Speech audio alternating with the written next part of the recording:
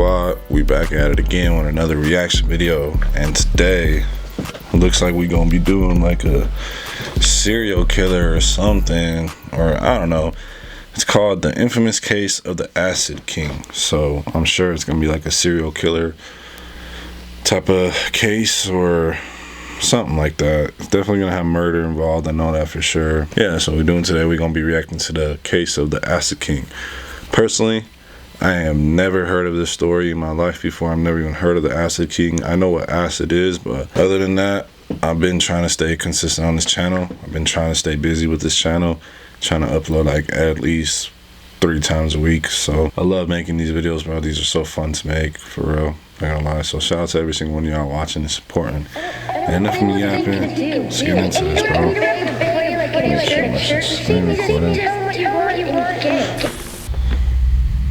Just give me goosebumps. Just give me goosebumps. The inverted cross. Now this is satanic. This is a very generic symbol. Heavy metal music. The rock show Michigan Death Fest 1 is being staged at the Jackson Optimus Sports Arena. It was originally supposed to happen in Detroit. It is so which has some people in Jackson concerned the groups promote satanic worship. Early in the 1980s, the Satanic Panic had started mainly in the United States and eventually into other countries throughout the late 90s. Some argue that it's still going on to this day. It was a moral panic that started due to rumors spreading across country that people were performing satanic rituals. And during the 80s, American pop culture was obsessed with the occult and satanic imagery, which led to many people believing that magic, heavy metal music...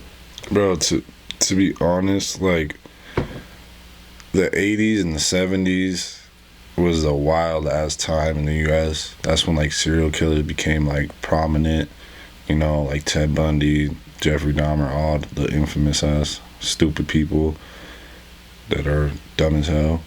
But yeah, that's when all of this stuff became prominent. So that was such a wild time. Like, people would probably freak out over they thought the year 2000 was gonna, like, I don't know, kill humanity or something. I don't know, they were going crazy. So I know they were freaking out. Role-playing games like Dungeons and Dragons would infiltrate the minds of the youth, leading them to worship the devil. Some parents believe devil worshippers would roam around the streets looking for human sacrifice, doing drugs, and selling it to kids. The problem is none of these claims were able to be backed up, since there was nothing to prove that these events had ever occurred, until the case of a teenager who went by the name The Acid King. You look crazy, bro. You look crazy.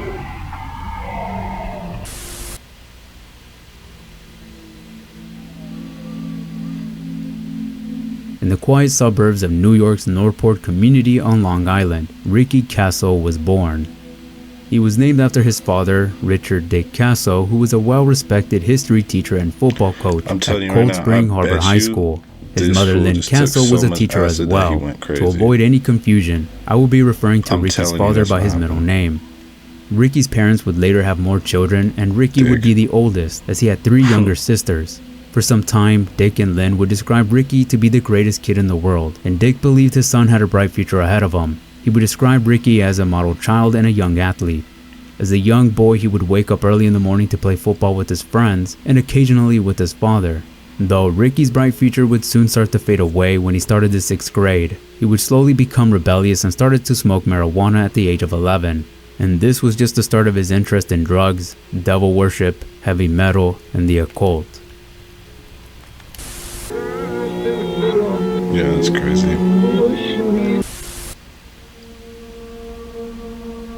When Ricky was 13, he befriended a boy by the name of Jimmy Troiano in the 7th grade.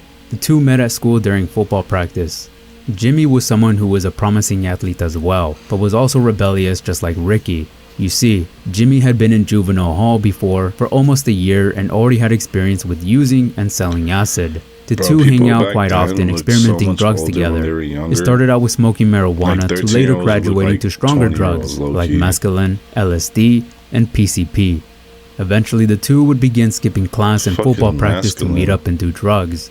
A classmate of Ricky's remembers him walking into art class and began drawing a dragon where he kept mentioning that the dragon was moving. Though this would just be the beginning. As his use of drugs increased, so did his anger problems. And during a football game, Ricky was ejected for an illegal hit he did on the opposing quarterback, and Ricky's father was angry. Now, I mentioned Ricky would play football as a kid, but Jimmy stated that Ricky hated football. He says it's because Ricky never liked the sport at all and always made comments saying, "I hate this sport, I hate this game." Jimmy also added that Ricky only played football because his father would force him to. Over the years, the two would continue to use drugs and get high together. Ricky eventually stopped caring about school and football and would ultimately drop out of high school when he turned 16. Ricky became well known for not only his use of hallucinogenic drugs, but selling them as well. Because of his reputation, the younger teens had looked up to him because he was always in possession of acid, and depending on his mood, he would allow these young teens to take a hit of his drugs for free. This is when he would begin to call himself the Acid King, and would start obsessing over the idea of devil worship and the occult. His former classmates have stated that Ricky would hang out a lot at cemeteries, where he would smoke 10 bags of PCP so that he can get in touch with the devil himself and chant, "What the Satan, fuck? 10 Satan, bags of PCP? Satan." According to someone, they stated the following: Ricky was of the devil. When he was on acid, he'd go back into the dark woods, up in Estequia, and he would talk to the devil. He said the devil came in the form of a tree, which sprouted out of the ground and glowed. And when he tried questioning Ricky about it, Ricky simply responded that he didn't like talking about it as people thought he was nuts. Ricky would show up at a library, picking up books on Satanism, wanting to learn more on the subject. Jimmy had said there were occasions where he'd be walking down the street and hear Ricky yelling out "Hell Satan" when walking by certain places. His obsession with Satanism didn't come from reading books like the Satanic Bible, which he had expressed interest in, or people who claimed to be Satanist.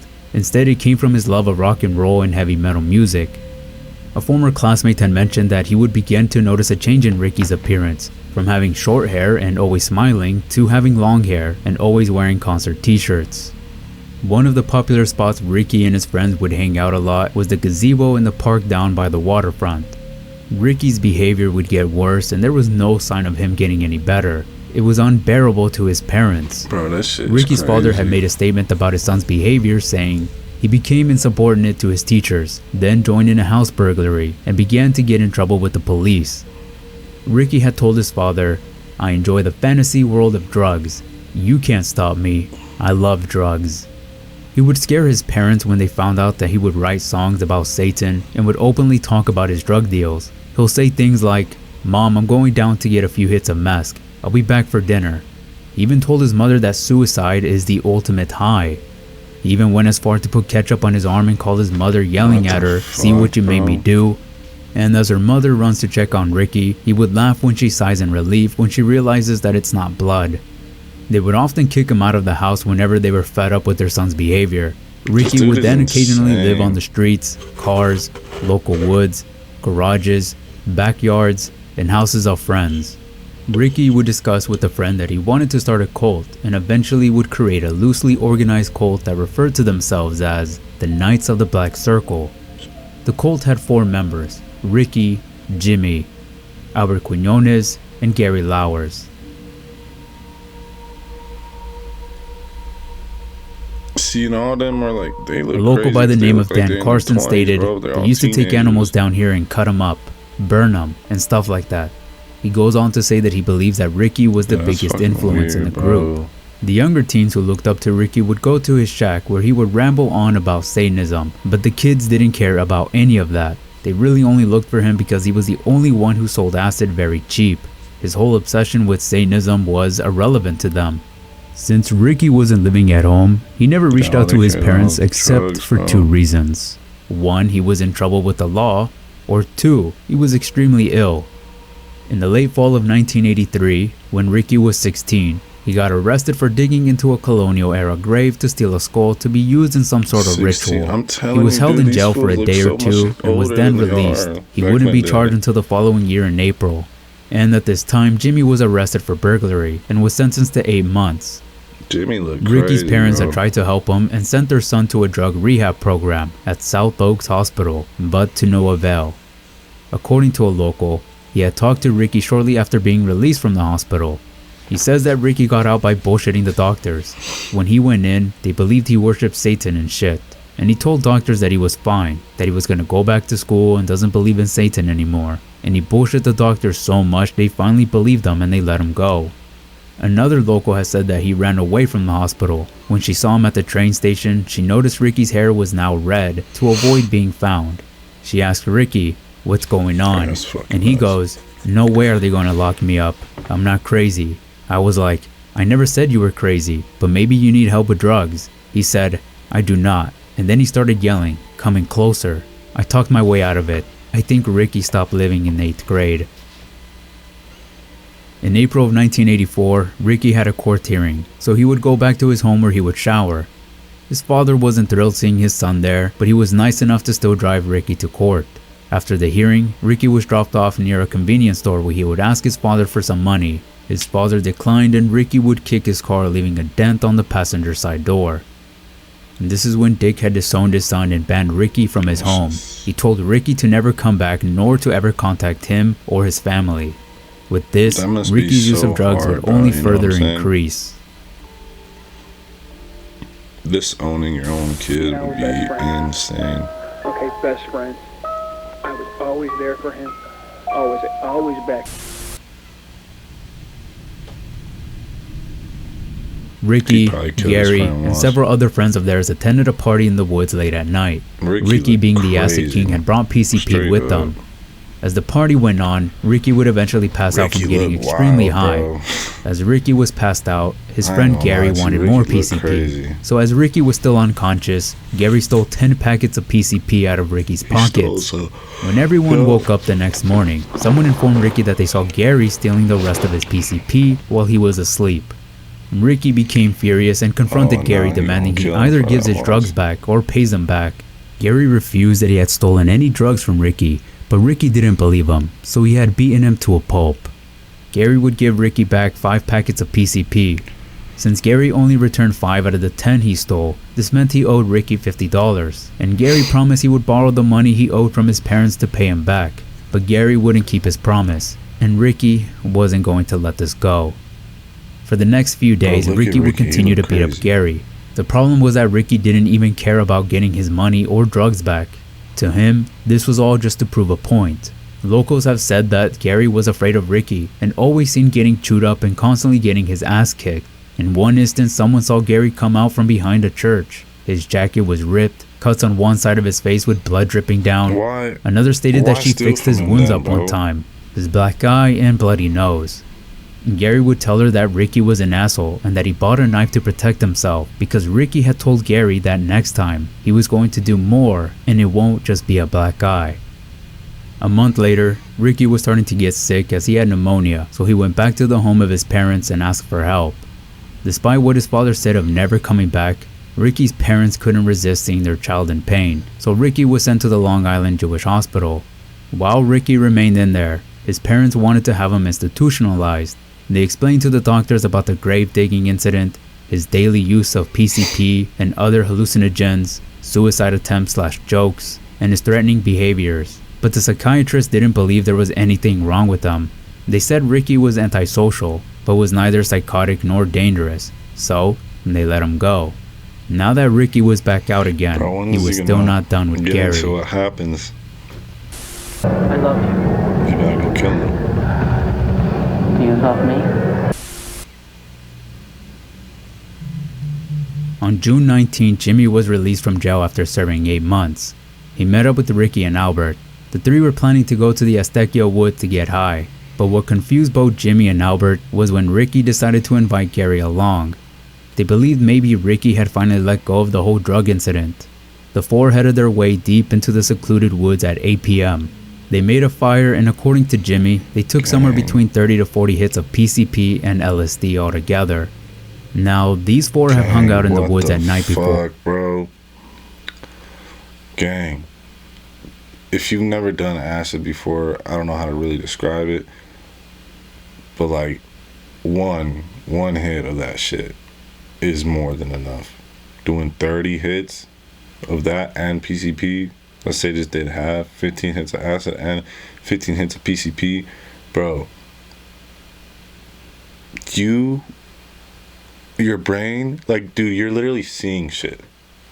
I've never done that, and I'll never do that. But I'm just saying, like, I couldn't even imagine what's even like going in their fucking minds. Like,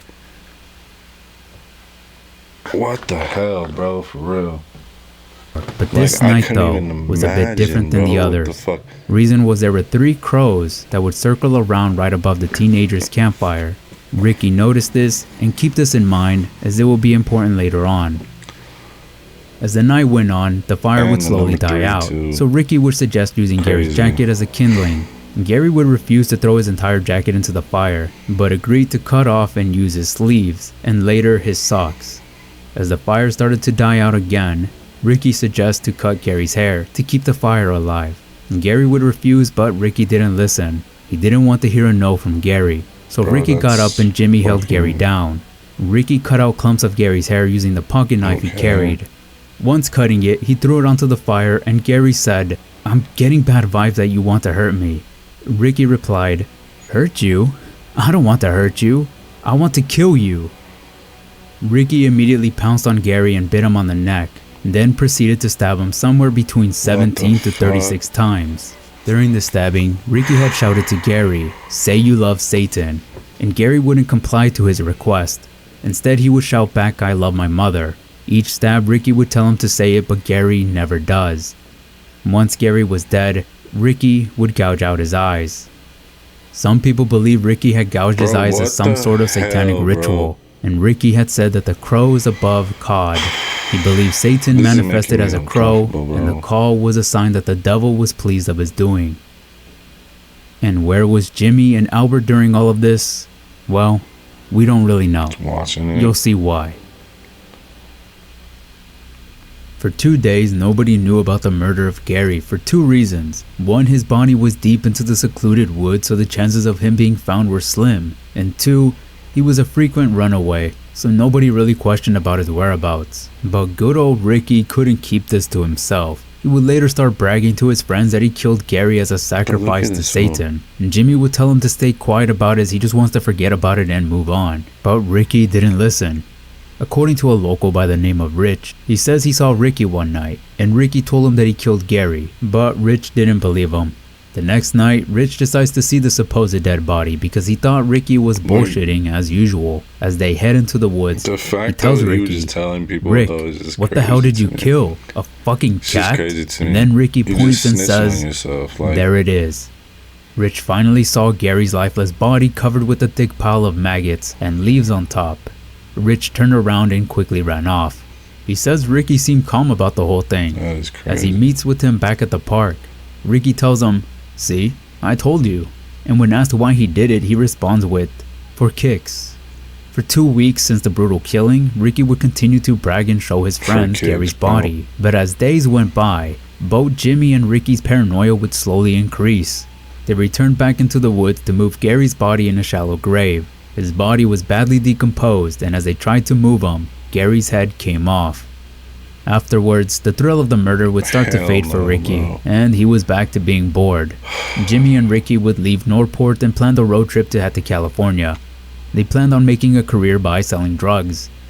The next day, on July 1st, a 16-year-old girl would call the police to report of Gary's body, but the officer who answered the call didn't see anyone by the name of Gary being reported missing.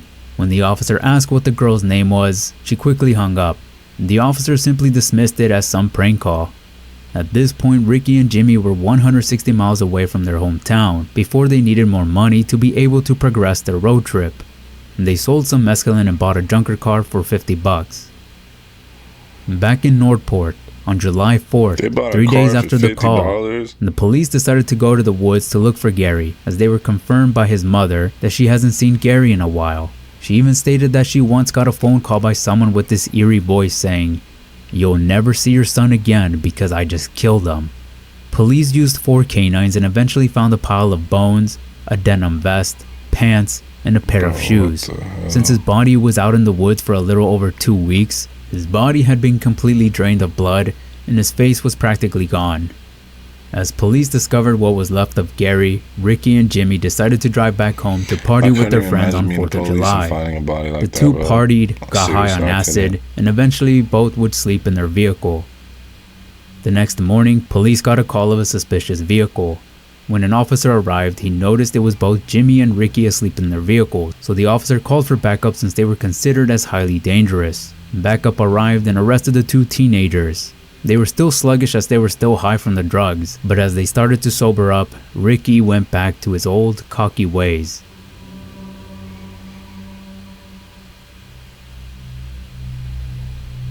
Just told him or what? Look at this crazy fuck.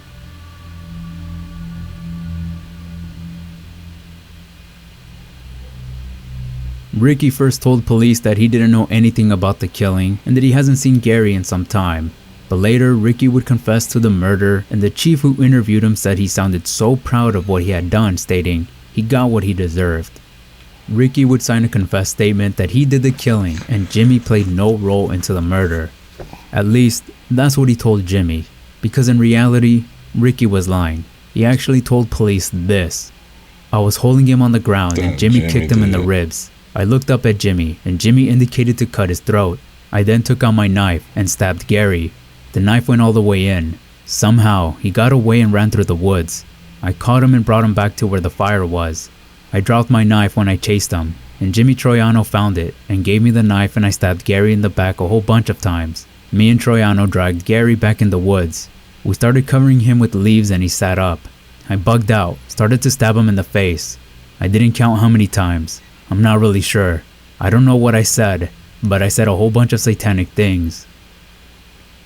Now this story went everywhere, and as you can imagine, the public were frightened, especially because of this murder linking to Satanism. But police didn't call this case satanic, but rather a drug-related murder.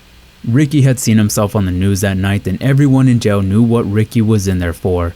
Jimmy says Ricky was starting to feel scared because he didn't know what the inmates might feel about him killing in the name of Satan. And Gary's dad talked to the news wanting to distance his son from Satanism.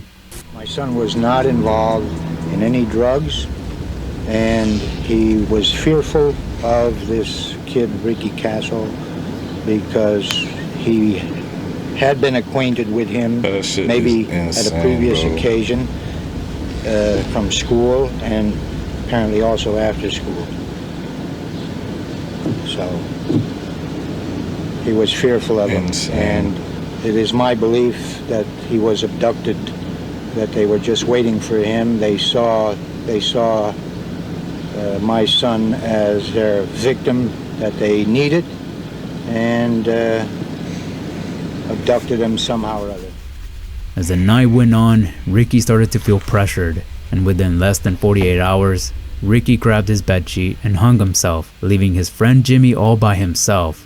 This now meant that Ricky's statement was useless and inadmissible. Albert had agreed to testify against Jimmy in return for immunity. Jimmy had signed 2 confessions that he later recanted.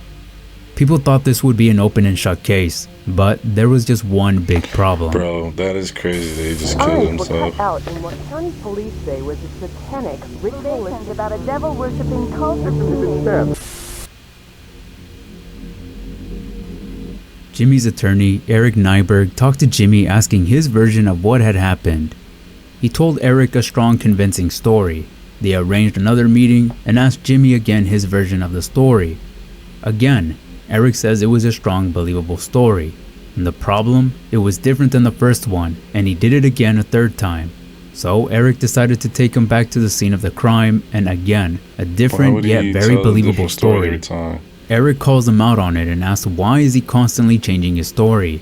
Jimmy replied, "Mr. Nyberg, when the trees are melting and the stars are racing across the sky, it's hard to remember what happened." This is when Eric had a plan and knew how to win this case. Crazy, The trial would begin a year later. In court, prosecutors brought Albert on stand and made him tell his side of the story. Albert's version was that Jimmy was the one who held Gary down while Ricky repeatedly stabbed him, and this was supported by medical examiners.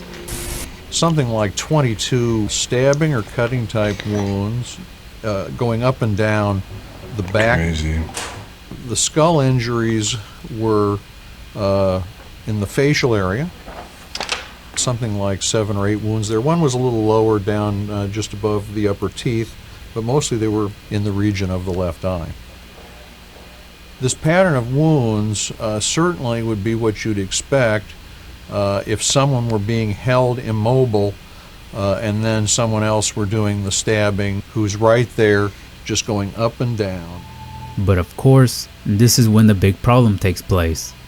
Albert admitted to taking at least 10 hits of LSD prior to the killing. So this begs the question, is his testimony even reliable? If Jimmy can barely remember what had happened, how is Albert any different if he was just as high as the rest?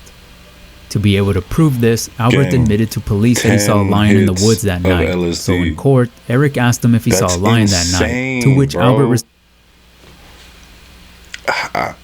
I don't understand how people can take 10 hits of fucking acid and just be normal. Like, bro, you're literally, I bet you're looking at walls and they're melting, bro. Like, seriously, like. Eric tells him, but didn't you hear? There was a circus in town and a lion escaped.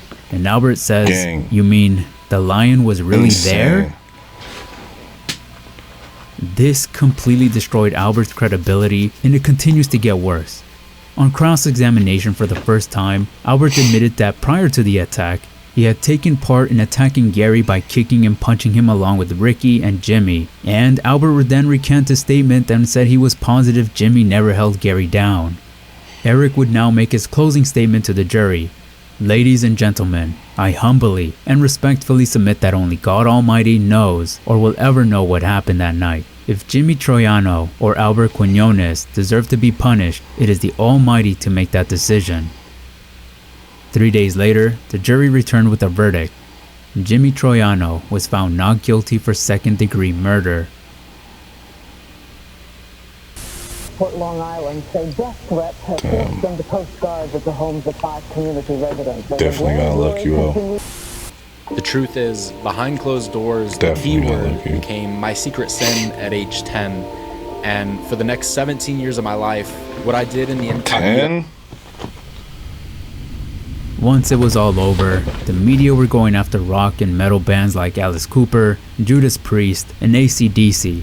And my biggest guess is because these were commonly known as Ricky's favorite bands. After all, he was wearing an AC/DC shirt the day of his arrest. They also blamed role-playing games like Dungeons and Dragons. People in Northport were worried that the killing would leave a bad reputation, but after many years, it was calm, quiet, and nothing like this ever happened again. Of course, this didn't stop people from believing devil worshippers were out there, spreading the words of evil. Also being sold for healthy. Crazy. Man, what's healthy about selling a knife to this and this? What the fuck? I don't know whatever happened with Albert after all these years, but Jimmy would appear in a documentary about Ricky Castle titled Satan in the Suburbs that was released in the year 2000. There's an interview with Jimmy as well. Jimmy says he never really was pissed at Ricky after his death. He was mostly angry that he got himself in this mess. He also apologizes to Gary's parents and wished he was sober that night. I read a comment that Ricky's father had died of Lyme disease in the early 90s. Another that said Ricky's father was a piece of shit. But a crazy thing did happen with Jimmy. On October 9, 2004, he was arrested for robbing CVS Pharmacy, trying to get Oxycontin and fentanyl patches. He left a note to someone behind a cash register saying this.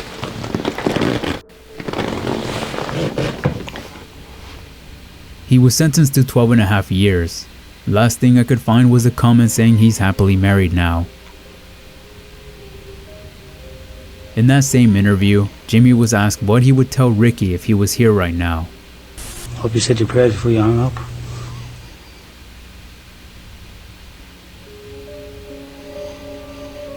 Crazy, it's been 37 years since the murder of Gary Lauwers, and this case is still talked about a lot, but I barely find any YouTube videos on it.